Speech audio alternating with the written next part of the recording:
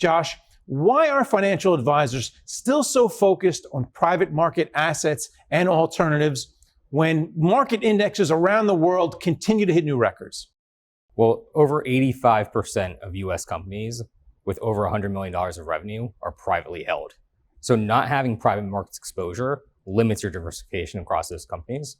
And recent studies which suggest having 15 to 30% of private markets allocation lowers your volatility and increases your return profile across your portfolio.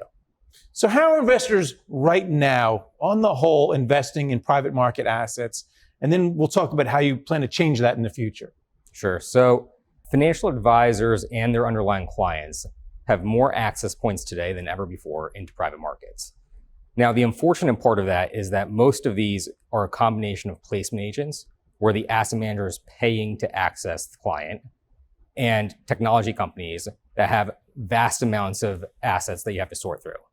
So in turn, what we're looking at is finding a way for underlying clients to access in a conflicts-free way, one in which you have alignment with the person bringing those assets to you, and creating a net risk-adjusted return that outperforms other markets.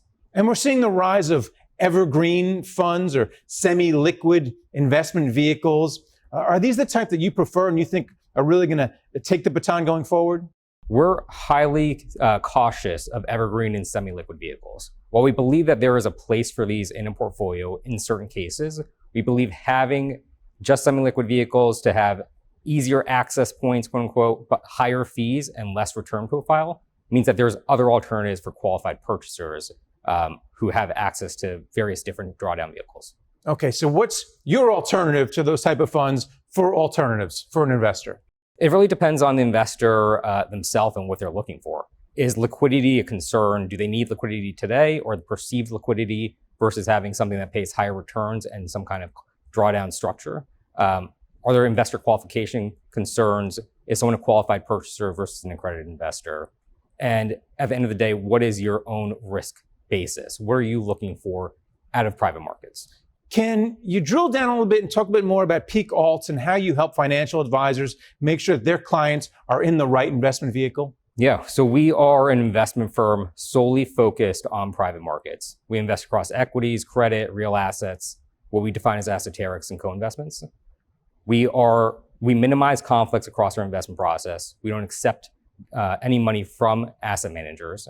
We work on behalf of our clients and have significant alignment with our clients. We invest in every investment that we recommend to them. And we're focused on finding a curated list of investments instead of going after what other folks do, which is a large list of 100 or 200 different investment opportunities. And what's your outlook for interest rates, and how will that feed into the type of alternatives that you're recommending to clients? So we take a more holistic approach where we look at the entire portfolio, not just where interest rates may impact, for example, credit or senior lending. So in a balanced portfolio where you have access to not just credit, but equities, real assets, what we define as esoterics, co-investments, you can ride a cycle no matter what the rates may be. And then finally, there's lots of different alternatives out there. Like you mentioned, there's real estate, there's crypto, there's hedge funds. Which ones do you think are going to be the hottest in the second half of 2025?